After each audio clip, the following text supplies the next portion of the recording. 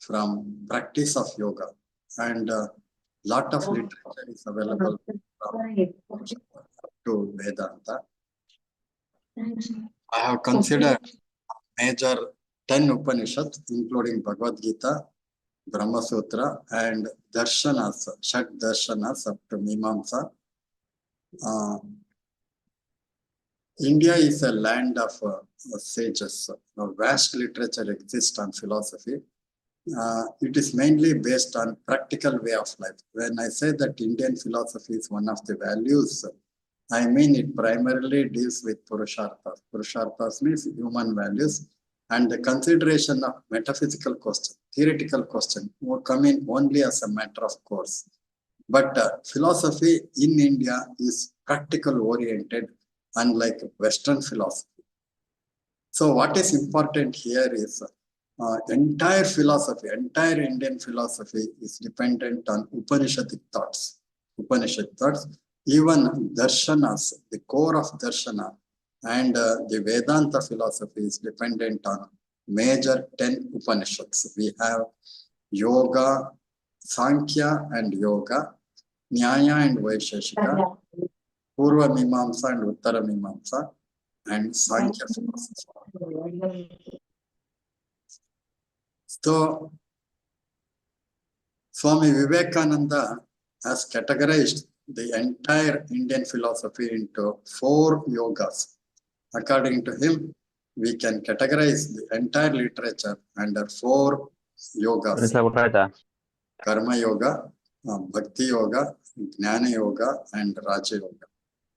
Karma Yoga, actually, the main, the philosopher who expounded the Karma Yoga is Jaimini Maharshi. Jaimini Maharshi has written sutras, 936 sutras. Based on that one, Prabhakara and Kumara Bhatta, these 2 schools have extensively dealt with the Jaimini Sutras. Jaimini Sutras deal mainly with Karma Kanda, what is taught in Upanishads, or sorry, what is taught in Vedas. And further, we have Jnana Kanda, that is a spiritualistic. Reflective thinking is there. Scientific way of explaining the ultimate reality. Scientific attitude is there in explaining the ultimate reality, the Supreme Self. Here, as we saw the Karma philosophy, the Karma Yoga, the main philosopher is Jaimini Maharshi. Similarly, for Jnana Kanda, the main philosopher is Vyasa Maharshi. Vyasa Maharshi has written Brahma Sutra. Brahma Sutra in 555 sutras. And based on these 555 sutras, all the Vedantis, to consider major Vedantins are Shankara, Adi Shankaracharya, Ramanujacharya, and Madhvacharya. We have Shrikanta, Shripati, Vallabhacharya, and Nimbarka Maharaj. They also dealt in detail about Vedanta philosophy. Then apart from Karma Yoga and Jnana Yoga, we have Bhakti Yoga also. We have Bhakti Yoga. Bhakti Yoga is the devotion towards Lord, devotion towards the Supreme Self or the ultimate reality. It is expressed by way of chanting hymns in praise of the Lord. That is Bhakti Yoga. We have Shandilya Bhakti Sutra. We have written sutras. Shandilya Maharshi has written sutras on Bhakti Yoga. And apart from Shandilya, we have Narada Bhakti Sutra. Narada has also written sutras on Bhakti Yoga. So Narada Bhakti Yoga and Shandilya Bhakti Yoga is also there, predominantly dealing about the devotional aspects. Jnana Yoga speaks about reflective thinking and analytical way of understanding the ultimate reality. We have Karma Yoga and Karma Kanda. Then Raja Yoga, Karma Yoga, Bhakti Yoga, then Raja Yoga. Raja Yoga is nothing but Ashtanga Yoga Patanjali. What we see nowadays, people practice yoga in 8-fold paths.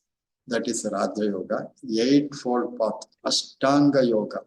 The practitioner gets his body and mind purified initially and finally becomes qualified to practice concentration and contemplation. He will ultimately meditate on his inner being and attain samadhi. In yoga, the ultimate aim is to attain samadhi, super consciousness, super consciousness. There are 8 steps. I am going to deal with all these 8 steps in further slides. Then Karma Yoga we have explained in detail, performing duties, service to society, including activities of worship. All these are without any personal motive or worldly benefit. These duties and services are performed for the sake of Lord and thereby derive bliss or happiness for oneself. Nishkama Karma. Bhagavad Gita teaches Nishkama Karma. So altogether, according to Swami Vivekananda, there are 4 systems of yoga in Indian philosophy. It covers the entire gamut of Indian philosophy. One is Karma Yoga, that is performing duties and service in the society. Then we have Bhakti Yoga, that is expressing devotion towards the ultimate reality or devotion towards the Lord. Then we have Raja Yoga. Raja Yoga is nothing but practice of yoga by which we will get our body and mind purified. It is called Raja Yoga, and Patanjali has explained in 8 steps: Yama, Niyama, Asana, Pranayama, Pratyahara, Dharana, Dhyana, and Samadhi. These are the 8 steps according to Patanjali. Yama is prohibition, what we should not do. Niyama is what should practice. So then we will become eligible to practice yoga, postures. Pranayama, breath control. Pratyahara, withdrawal of senses. Dharana, dharana means concentration. Dhyana, contemplation.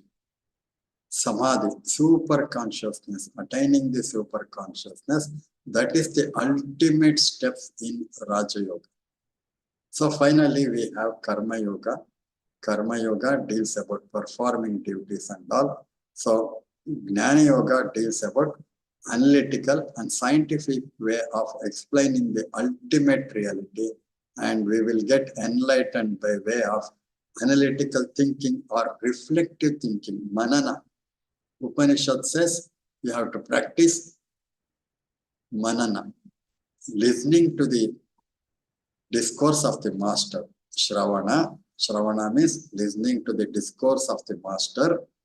Then manana, that is reflective thinking and contemplating on what is the core that is taught to us. So Shravana, Manana, Nididhyasana, which is put forth by Acharya Yajnavalkya in Brihadaranyaka Upanishad. The way of learning according to Yajnavalkya is Shravana, Manana, Nididhyasana.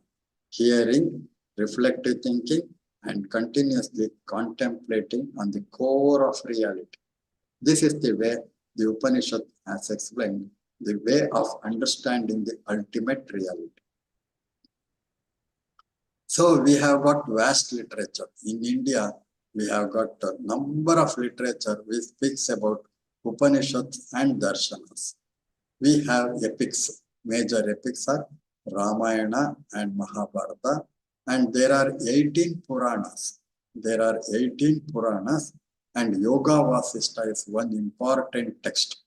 That is Vasishta to Rama. Teachings by Vasishta to Rama, which is there in Yoga Vasishta. Then Panchatantra and Hitopadesha is nothing but the ethical way, ethical conduct or ethical philosophy taught by Indian sages. Then we have Panchadashi of Vidyaranya, then Sarvadarshana Sangraha Sayana Madhava. They wrote almost 100 texts during 16th century. Sayanacharya and Madhavacharya, cousins, together They wrote 16 texts in Devanagari script during 16th century. Sayana Madhava, their major work is Sarvadarshana Sangraha, that which covers the entire Indian philosophy. Then we have Vachana Sahitya, taught by 12th century saints, Vachanakars are 12th century. Vachanakars are Shiva Yogis. They practice Shiva Yoga. Then we have Ashtavakra Gita. Then we have Vijnana Bhairava Tantra. Vijnana Bhairava Tantra gives 112 ways of meditation. Nowhere you will come across the ways of meditation.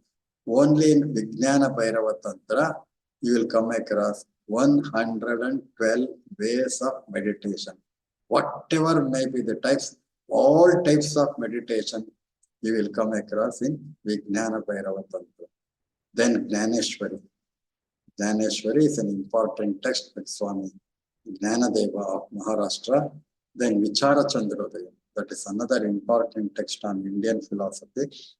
And then Bhagavad Gita. Bhagavad Gita written by Veda Vyasa, that is culmination of Upanishadic principles. Then Vichara Sagar, another text. Then Narada Bhakti Sutra, I have already explained. Shandilya Bhakti Sutra, Yoga Sutras of Patanjali. Very important. Those who practice yoga, those who study yoga, those who teach and do research on yoga, for them, Yoga Sutras of Patanjali. Very important one. It is nothing but Ashtanga Yoga of Patanjali. Then Yogopanishads. We also come across 16 Upanishads which deals about yoga philosophy. Amrita Bindu Upanishad, Nada Bindu Upanishad, like that. There are 16 minor Upanishads which deals about practice of yoga. Then Kaivalya Paddhati. Kaivalya Paddhati is authored by Nijaguna Shiva Yogi. Nijaguna Shiva Yogi was a philosopher who was here in Mysore district during 16th century. Kaivalya Paddhati. Then Viveka Chudamani, the classical work by Adi Shankaracharya. These are the major classical texts that are available to understand Indian philosophy. Those who practice yoga, so those who are interested in yoga, I have made an attempt to cover all literature. This is the survey of literature. So if you cover all these 14 texts, that is to say, you have covered entire literature available on yoga philosophy. One is the Yoga Sutra of Patanjali. The second one is Hatha Yoga Pradipika of Rama. Then third one is Miranda Samhita. Then Amanaskaruta. Majority of them are manuscripts. Then Yoga Taravali, Yoga Karnika of Natha Aghorananda. Then Yogopanishad, as I said, that they are minor Upanishad, deals directly with Upanishads, yoga philosophy. Then Shat Chakra Nirupana. Then Hataratnavali, Goraksha Shataka. Goraksha, it is authored by Goraksha, another philosopher. Then Brihat Yoga Darshana, by Swami Raghavendra. Then Vijnana Bhairava Tantra, which deals about the types of meditation. Then Hata Tattva Kumudini, another classic work on yoga. Then two important works are there on yoga philosophy. They are Serpent Power by author Avalon. Serpent Power on author Avalon, which is referred by all researchers and teachers who are in yoga philosophy. So Serpent Power directly deals with the practice of yoga, mainly Hatha Yoga, which is authored by Avalon. Author Avalon. Then while coming to English literature, Macmillan publishers have brought out a 16-volume encyclopedia covering Indian and Western philosophy. For majority of Indian philosophers or anything on yoga philosophy, you will come across an entry in the encyclopedia by Encyclopedia of Religion by Macmillan in 16 volumes, which is available in Mysore City Library. Prior to that one, we have come across Encyclopedia of Religion and Ethics, Encyclopedia of Religion and Ethics, which is in 12 volume set. And all these two, Encyclopedia of Religion and Encyclopedia of Religion and Ethics, they are available at Mysore City Library for reference. So, important text that deals with yoga philosophy is Bhagavad Gita and Oxford University Press publication, Indian Philosophy in 2 volumes written by Dr. S. Radhakrishnan. Sarvepalli Radhakrishnan has written Indian philosophy, entire Indian philosophy, covering all Vedas, Upanishad, Darshanas, contemporary Indian philosophers. They are in 2 volumes. Then Sarva Darshana Sangraha, Madhavacharya, Sayana and Madhava, they wrote in 16th century. Then Yoga Vasishtha of Valmiki, very important teachings of Valmiki. Then Dharma, here Dharma, Indian philosophy, the definition is the root of Dhr, which means uphold, to support, uphold, to support that which sanctions our consciousness is Dharma. Right conduct is essential in human society, that is to survive and prosper in the society. Therefore, Dharma is very important. Purusharthas, human values. To attain human values, one has to adhere to Dharma. That is the main teachings of Indian philosophy. Discharging duties, upholding the values and virtues, practice of goodness is Dharma. So, Indian concept of Dharma is that which upholds or that which supports, that which sustains, that which sanctions our conscience. These are the popular definitions we come across for the word Dharma. In Western philosophy, we have equivalent ethics. Socrates, way back in 6th century BC, delivered number of lectures on ethics. His son, Nicomachean, collected his lecture and brought out in 10 volumes with the title Nicomachean's Ethics. Nicomachean's Ethics means the ethics according to Greek philosopher Socrates. Then Patanjali has also indicated certain steps to practice so that the yogi is on the right path or ethical path. One is he has to practice ahimsa, non-violence. Second one is he has to adhere to satya, truth, truthfulness, speaking truth. Then asteya, not stealing things belonging to others or not accepting what is given by others easily. Then aparigraha, not collecting the belongings. So you should not increase your belongings. So many things, so many acres of land, so many residential buildings. So you should not go on increasing your property. Aparigraha means not amassing wealth. You should not amass wealth. That is aparigraha. Minimum things and minimum resources for your leading daily life. That is the practice. That is the explained by Patanjali. One is ahimsa, practice of ahimsa. Everywhere Indian philosophy, every philosopher has supported ahimsa. Very important one. The second one is satya. Gandhiji has practiced. Basavana has practiced ahimsa and satya. Then asteya, not stealing things, not getting things belonging to others, acquiring things belonging to others. Amassing wealth is not recommended here, that is aparigraha. Then indriya nigraha, self-restraint. Self-restraint, you must control your senses. These are the 5 things that one should practice. Is in the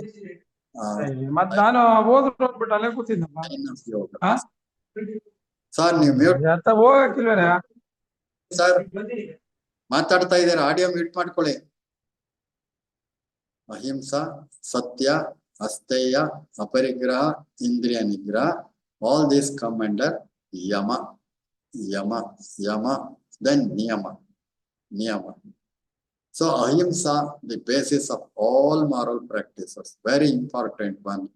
If you are not practicing Ahimsa, if you are not practicing truth, speaking truth, Indriya Nigraha is not practice self-restraint, one cannot be happy.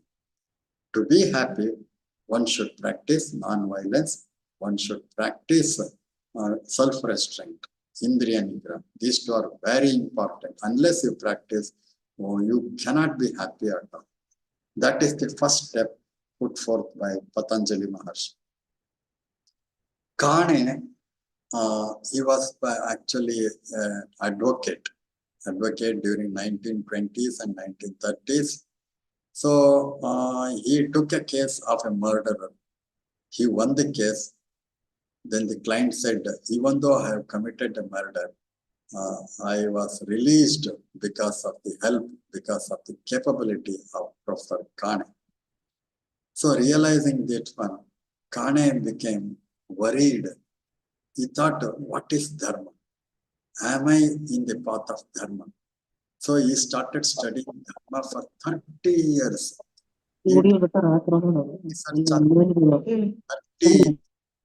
Then he published 8-volume set.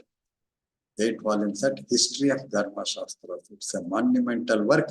In 8 volumes, he has published, he has brought out, he has explained Indian philosophy, ethics of Indian philosophy, or Dharma Shastras in 8-volume set, which he did research for 32 years. Basically, he was from Maharashtra. It deals with Purusharthas and Ashrama Dharmas. So Kane's philosophy deals about Dharma Shastras and including Purusharthas. So extensive literature on the website you will come across in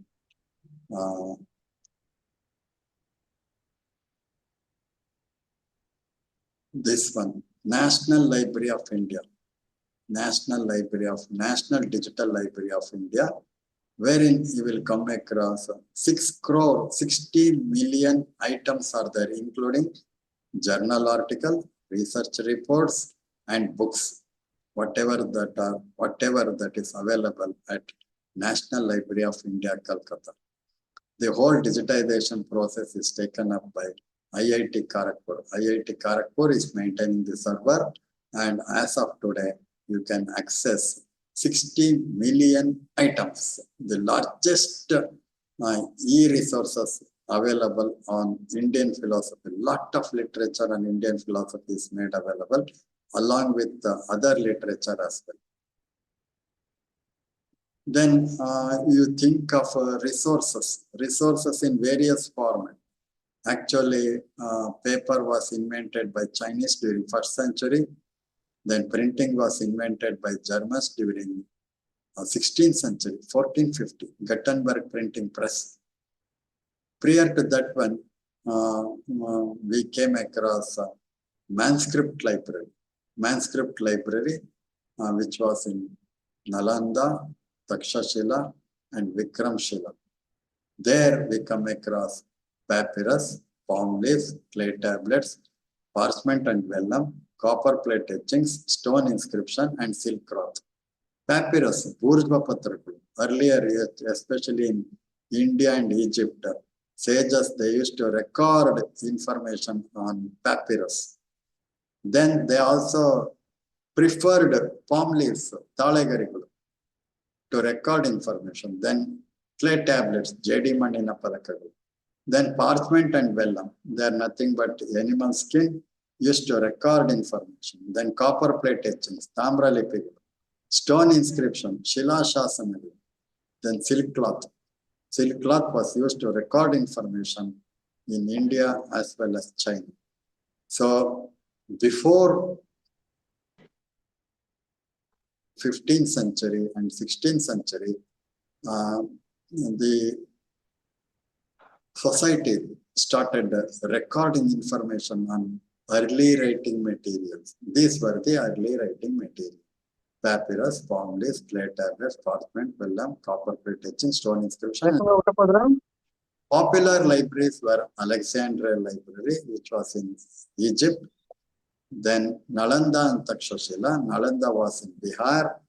Takshashila was in Pakistan during those days. Then Vikramshila was also in Bihar. These were the manuscript libraries. While coming to Upanishads, we have major 10 Upanishads according to David Hume. There are 11 principal Upanishads. One is Ishavasya Upanishad, Kenopanishad, Prashnopanishad. Then we have Mundaka Upanishad, Mandukya Upanishad, Kathopanishad, Taittiriya Upanishad, Aitiriya Upanishad, Brihadaranyaka Upanishad, Chandogya Upanishad, and Shvetashvatara Upanishad. So these are the major. There may be 13 Upanishads. Some consider 13 are the major Upanishads. Some consider 11, and majority of them consider 10 as the major principal Upanishad. Mundaka Upanishad is one major Upanishad. There we come across important teachings. There it says knowledge is of two kinds. One is Paravidya, that is empirical knowledge, worldly knowledge. That is Vedas, Shiksha, Kalpa, Vyakarana, Nirukta, Chandaso, Jyotisha. All is nothing but literary aspect of texts, Vedic texts. Then we have Paravidya, transcendental knowledge, ultimate knowledge, knowledge of the Supreme Self. Knowledge that is Akshara Brahma, which is explained as Adrishya. It cannot become Drishya. You cannot comprehend it. You cannot see that. Then Agotra, there is no identity for the ultimate reality. Then Agrahya, you cannot grasp that one by mind and speech. Then Nitya, it is eternal. Vibho, it is supreme. And Sarvagata, it is there in everything. Then Avyaya, it will not disintegrate, or it will not diminish. So these are the characteristics of the ultimate reality explained in Mundaka Upanishad. The study of Dhanurvidya, Ayurveda, Jyotishya, and Sangita are considered as Upavedas, along with Rigveda, Yajurveda, Samaveda, and Atharva Veda. These four major Vedas. There were Upavedas, Dhanurvidya, Ayurveda, Jyotishya, and Sangita for worldly knowledge, not for transcendental knowledge. Transcendental knowledge means that directly deals with the ultimate reality, directly deals with the Lord, directly deals with the Supreme Self. Then coming to Brihadaranyaka Upanishad, there we come across the dialogue between Maharshi Yajnavalkya and his wife Maitreyi. So Yajnavalkya wanted to become a sannyasi. Then Maitreyi asked a question. So you are relinquishing the entire wealth and going to the forest seeking the ultimate reality. If it is so important, why can't you teach us to attain immortality, to attain moksha? You also teach me the way of attaining moksha. That was the request put forth by Maitreyi to Acharya Yajnavalkya. He had two wives, Maitreyi and Katyayani. Maitreyi was involved in philosophical discussion with Yajnavalkya. Then he says, Brihadaranyaka Upanishad, Antevasa, the student always stays with the teacher on the outskirts of the forest. So they study the entire thing, what is required for empirical things and what is required for transcendental things, what is required to attain the ultimate reality, what is required to earn livelihood in the empirical world. According to Yajnavalkya, you should become enlightened by way of listening to me and applying reflective thinking and contemplating on what I said. So Shravana, Manana, Nididhyasana. Atma va are drishtavya, shotravya, mantravya, nididhyasavyo maitreya. That is to attain or to understand practically the ultimate reality, you listen to me carefully. Upanishad means, Upa means near, Shad means devotion, Upa means near, Ni means devotion, Shad means sitting by the side of a Guru. Sitting by the side of a Guru or sitting before the Guru, listening to his secret doctrines with devotion. That is the meaning of Upanishad. Upa means near, Ni means devotion, Shad means sitting by the side of a Guru. Sitting. Sit by the side of a Guru, listening to his doctrines, listening to his discourse. You listen to him carefully and think over that continuously and contemplate on that one so that you will become experience. You will experience the ultimate reality. That is the core teaching of Acharya Yajnavalkya in Brihadaranyaka Upanishad. So dialogue between knowledge assimilation, Yajnavalkya, he says there is a dialogue between King Janaka and Yajnavalkya. Identify the real light that serves in our daily activities. So because of what light you go out, you work and come back. Then Janaka says, based on the light of the sun, every day we go out, we work and return. In the absence of sunlight, moon serves as the light. In the absence of lamp, the sound serves as the light. In the absence of sound, moon and sun, we are the light. Our soul serves as the light. We become aware of ourselves, and you are going to become enlightened if you focus on your chit, on your consciousness. So in the absence of sunlight, in the absence of moonlight, in the absence of lamplight, you become aware of your consciousness, inner consciousness. That consciousness serves as the light. So therefore it is called Swayam Jyoti Purusha. You are the light. You are the light. Swayam Jyoti. It exists on its own. Nothing is required for its existence. Swayam Jyoti. Swayam Prakash. It illuminates on its own. It illuminates on its own capacity. Swayam Vedya. It knows itself. Nothing is required to know itself. It knows by itself on its own. It illuminates on its own. It understands by its own, on its own. This is the basic characteristics of the self. Then in Kathopanishad, we come across the dialogue between Yama and Nachiketa. Nachiketa was a boy of 8 years old. He contacted Yama, and Yama says, I will give you 3 boons. Then he asked, people do not know his state after his death. Please tell me, please enlighten me about his state. After his death, some people say he continued to exist. Some people say he doesn't exist. You please tell me the status of man after his death. Then Yama teaches Nachiketa life after death, the path of Shreyas and Preyas. Shreyas means knowledge of the ultimate reality.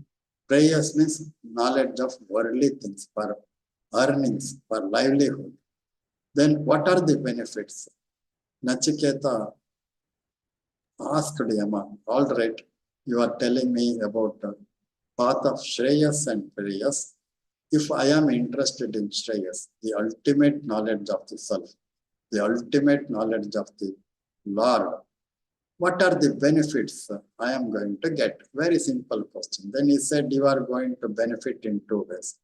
One is you will become blissful.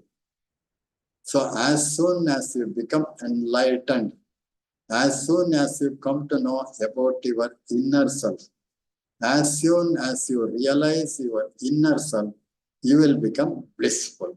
That is the benefit number one. Ananda, you will become Ananda, blissful state. You will experience blissful state. Secondly, you will become immortal.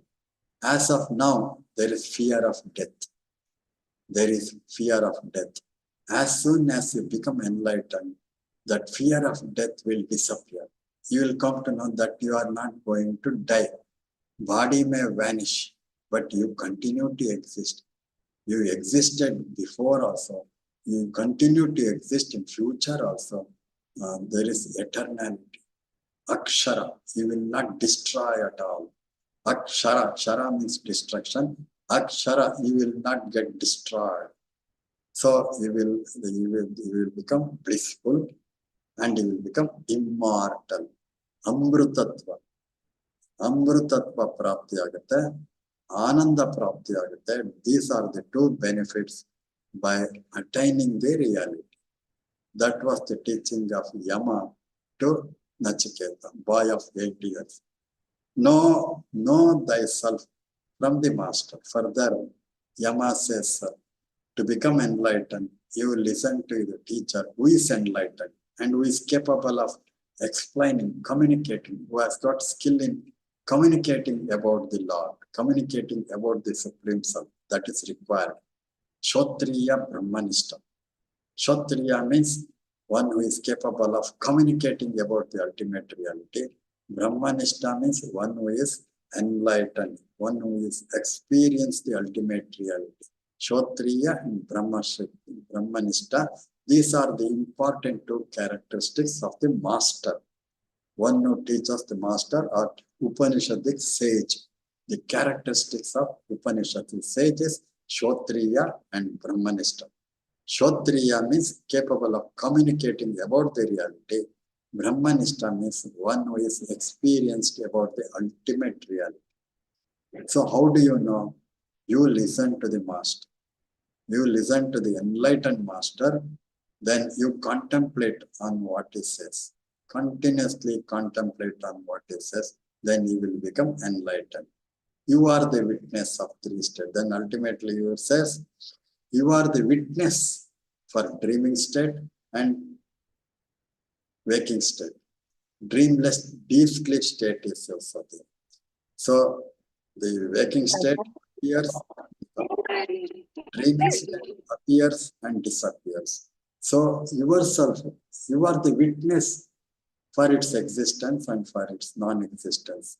That is the witness, that is the self that you are going to realize through contemplation on continuous basis. That was the teaching of Yama to Nachiketa, the way of becoming enlightened. Then in case of Chandogya Upanishad, there is dialogue between Shvetaketu and Uddalaka. Uddalaka here, Shvetaketu and Uddalaka. Aruni Uddalaka was the teacher here. He taught Shvetaketu, the disciple. Actually, his son. Process of teaching was learning. Where is the reality? Boy, the disciple is the master. Where is the reality? Then he responded. Reality is all pervading. Isha vasyamidam sarvam. Yatkincha jagatyam jagat. He exists everywhere. Inside of everything and outside of everything. Exist everything. Tadantarasya sarvasya tad sarvasyasya bahyata. Tadantarasya sarvasya. It is there inside of everything. Tad sarvasyasya bahyata. It exists outside of everything. So it is all pervading. That is the characteristics of the ultimate reality. Ishavasyamidam sarvam. It occupies everything. Then the Lord or the self serves as the indeller. indweller, Antaryamin. He is the indweller of everything. He indwells in sun, indwells in earth, and every planet. Indweller, Antaryami, all pervading. So Brahman, everything emanates from the subtle. As salt exists in seawater, Brahman is everywhere in the universe. That is the ultimate teaching of Arni Uddalaka to Shvetaketu. Where is Brahman? Brahman exists everywhere. He is in everything and he is outside of everything. As salt exists everywhere in seawater, so Brahman exists in everything of the universe. That was the teaching of Shvetaketu. That was the teaching of Uddalaka to Shvetaketu in Chandogya Upanishad. In Kena Upanishad, you come across the teachings of the Prajapati to gods. So Prajapati, the head of gods, appeared in bright light. So gods became afraid of seeing this bright light. Then the head of gods, Indra, asked Agni to go and inquire about the bright light. Who is there? Why I have appeared like that? He inquired and tell me afterwards. So Agni approached the light. Then he said, who are you? Then the light said, before inquiring about me, you please tell me about your identity. Who are you? You tell me your capability. Then he said, I am Agni. I am capable of burning everything. Then Prajapati, the self, placed a blade of grass in front of Agni.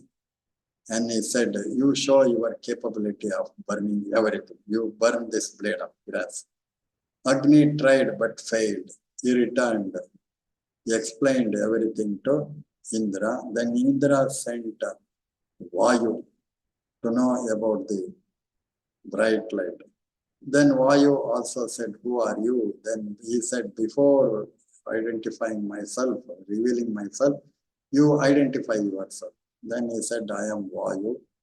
I will push every side. I am capable of, very powerful. I am capable of putting everything into, I can push everything aside. Then he placed blade of grass and try your capability on this blade of grass. Then Vayu tried and failed. Then ultimately everybody approached him. Then he said, because of the ultimate reality, you are successful in your attempt. Therefore, you try to know the ultimate reality. Because of the ultimate reality, you are successful as gods. Then it started teaching about the ultimate reality, which was explained in Kena Upanishad. Antevasa. Then the disciples in those days, they used to stay with the master. They used to serve in the ashram of the master. They used to serve. They used to serve and get knowledge. They used to stay for about 8 to 12 years in the ashram of the Guru. Here Prajapati teaches Indra and Virochana. Indra and Virochana, they expected Prajapati to teach them about the ultimate reality. They approached. Then they said, what you are seeing is the ultimate reality. Then they saw their images in water. Then the Virochana, the head of demons, he said, the very body is the ultimate reality. This should be protected and this should be nourished. Indra returned with a doubt. So if I am blind, if there is no light, I cannot see my image. Then he said, yes. But in the dream, you see everything. In the dream, in the absence of light, you create the light. In the dream, if you are blind, you are capable of seeing everything because of internal light. Then he returned happily. Then he struck with a doubt and again he returned.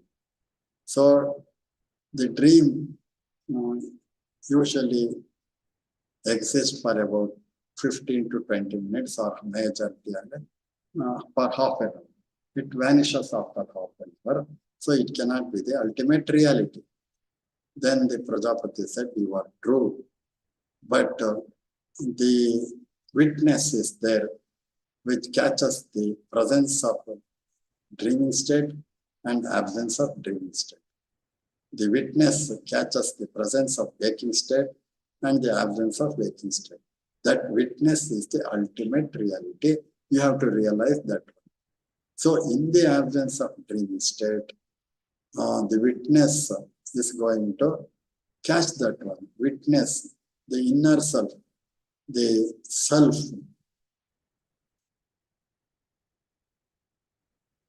exists. So which continuously sees that one, which is capable of comprehending the existence of dreaming state, the existence of waking state, the absence of waking and dreaming state. So that state is called the state of witness. Sakshi Swarupa. Sakshi, you are Sakshi for dreaming state, you are Sakshi for waking state. That is the ultimate reality. That was the teaching of Prajapati to Indra and Virochan. Charaka was a disciple in the ashram of a great sage. He learned Ayurvedic Shastra in 4 years. Very strange. Everybody was expected to stay for 8 to 12 years. But what people usually learn in 12 years, Charaka learned in 4 years. And he wrote Charaka Samhita, very monumental work in the field of Ayurvedic medicine. Then Taittiriya Upanishad. In Taittiriya Upanishad, the sage or the master, after teaching the disciples, he arranged a farewell function. Farewell function, last day. Then one of the disciples asked that one, after returning home, what should we do? What are our duties and responsibilities? Then the master said that you should continuously practice. You should continuously be involved in Svadhyaya and Pravachana. Reading of text, reading and study of text is a continuous process. Very important even today. Even today, teachers and researchers are expected to study this text. Or reading is an adventure that never ends. Reading is an adventure that never ends. Svadhyaya, study of text, to be done on continuous basis every day. Second one is Pravachana. You should teach. You should study continuously. You should deliver discourse continuously. These are the two responsibilities.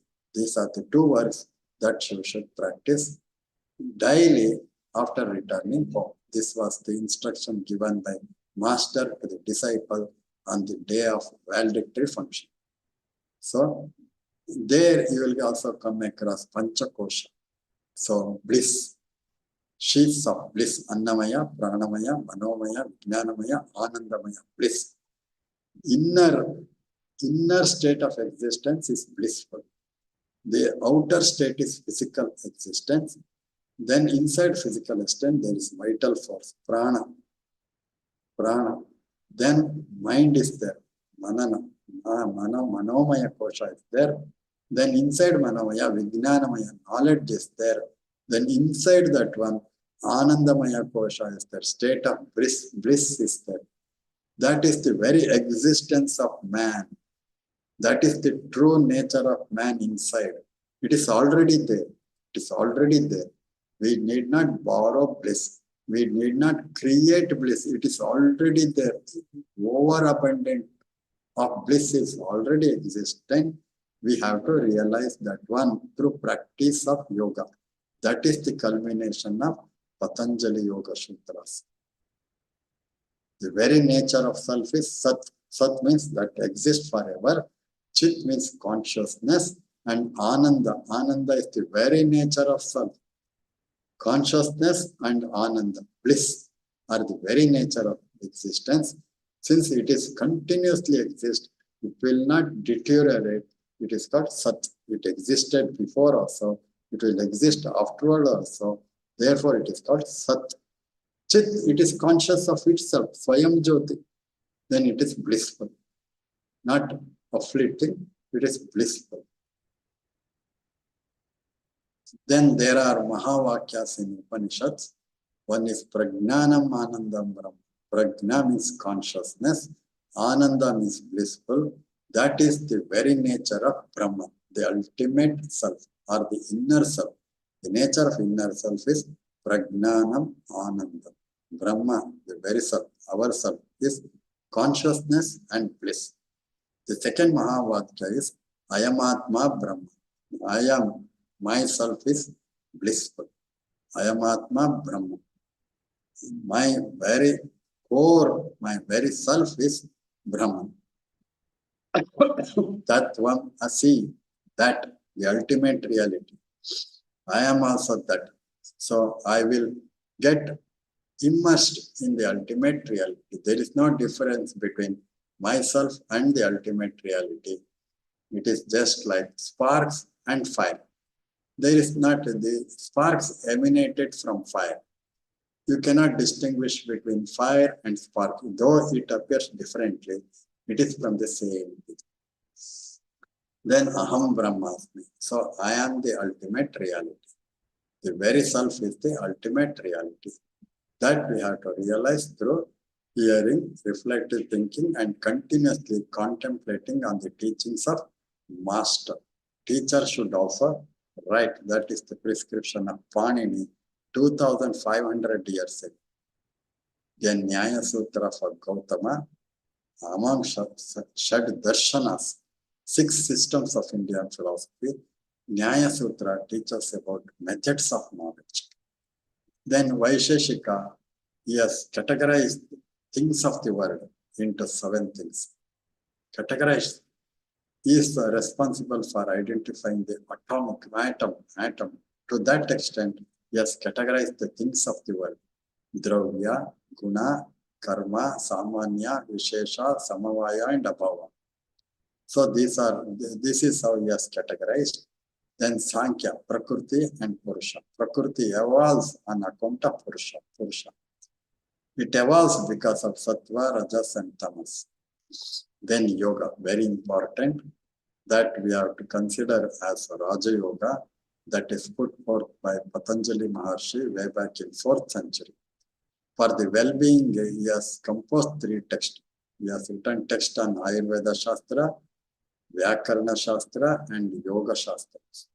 So 8-fold path of yoga, 4 are Bahiranga Sadhana, to be practiced outside, and 4 are Antaranga Sadhana, that we have to practice internally. So there are 8 steps. One is Yama, Niyama, Asana, Pranayama, external, Pratyahara, withdrawal of sentence, Dharana, concentration, Dhyana, contemplation, Samadhi, super consciousness. The 5 to 8 are to be practiced internally. Antaranga Sadhana. Yama, prohibition, that you should not practice. Ahimsa, you should practice ahimsa. Then you should speak truth. You should not mislead others. You should not cheat others. Asteya, not stealing, not accepting things given by others. Aparigraha, not accumulating wealth, amassing wealth. Then finally, Indriya Nigraha, self-restraint, control your senses. These are the 5 things as the first step. Very important. Ahimsa, unless you practice ahimsa, you cannot attain, you cannot become a yogi, you cannot attain super consciousness. Second step is niyama, prescription. Saucha, one should be clean, you should clean. Santosha, happiness, should be the characteristics of a yogi. Svadhyaya, you should study the text, classic text. Then tapas, finance, self-control, continuously adhere to things. You should not become vimukha. Then Ishvara Pranidhana, submit the fruits of action to Lord. These are the 5 important things that should practice under niyama. Yama, niyama, 2 steps. Then pancha klesha. These are the impurities Patanjali has identified in human body. Avidya, ignorance.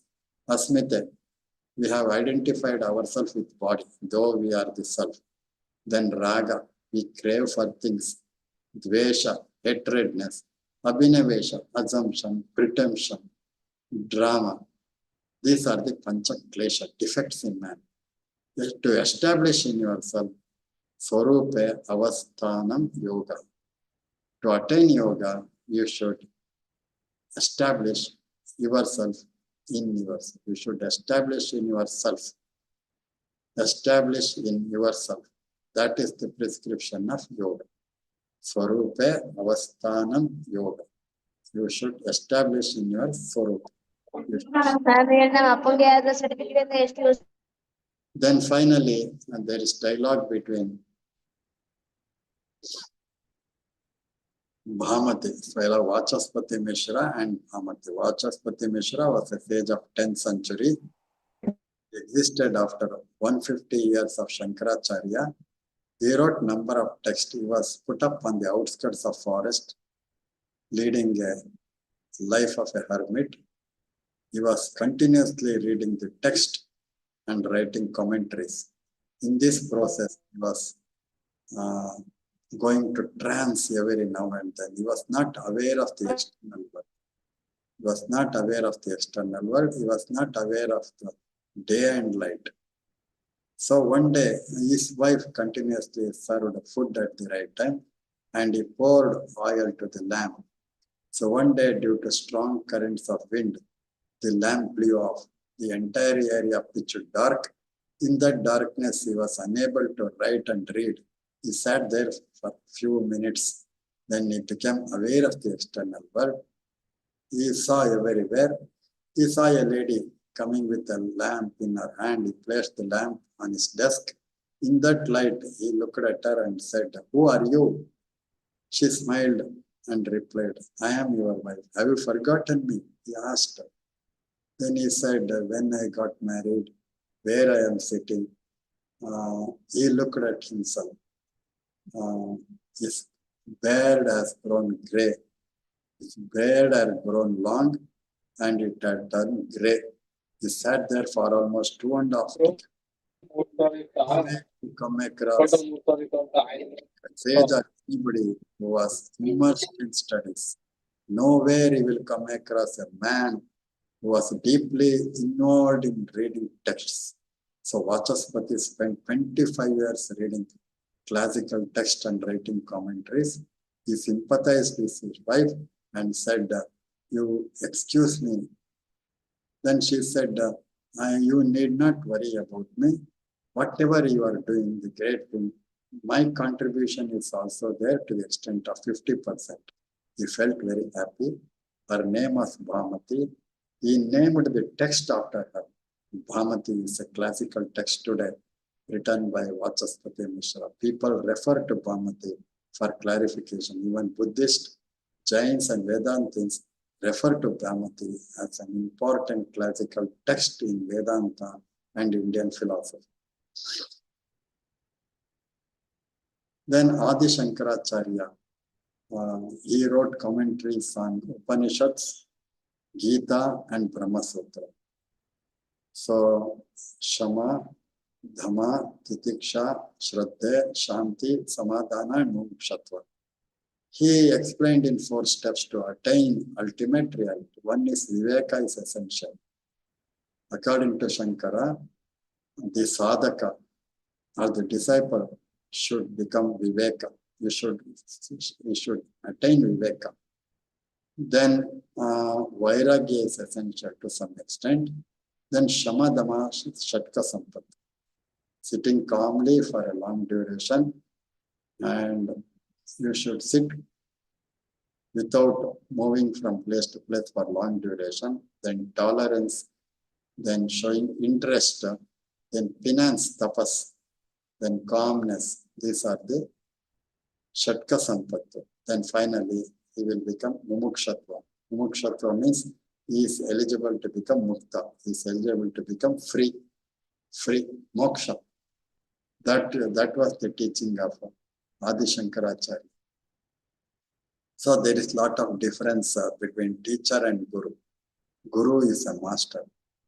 takes responsibility of growth of students, whereas Guru makes students responsible for growth. Teacher answer questions for student. Questions of answers of questions the answers of students, whereas Guru. Teacher's discipline is enforced on student. Guru requires trust and submission. Responsible for your knowledge. Teacher is responsible for your knowledge, whereas Guru is responsible for your wisdom. Like that, now there is lot of difference between traditional Guru and modern day teacher. So Guru is compared with mirror. He helps us to know ourselves. Who am I? Guru helps to know myself. Therefore, he serves like a teacher. Mirror. Then Guru is a map. We have come out of our house to return to our abode.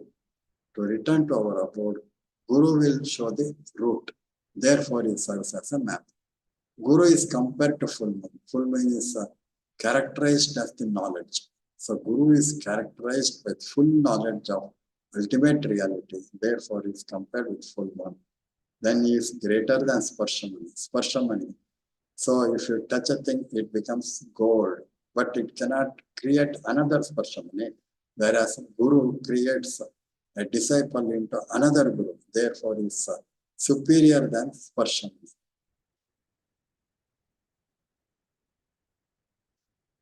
So satsanga. So Indian philosophy prescribes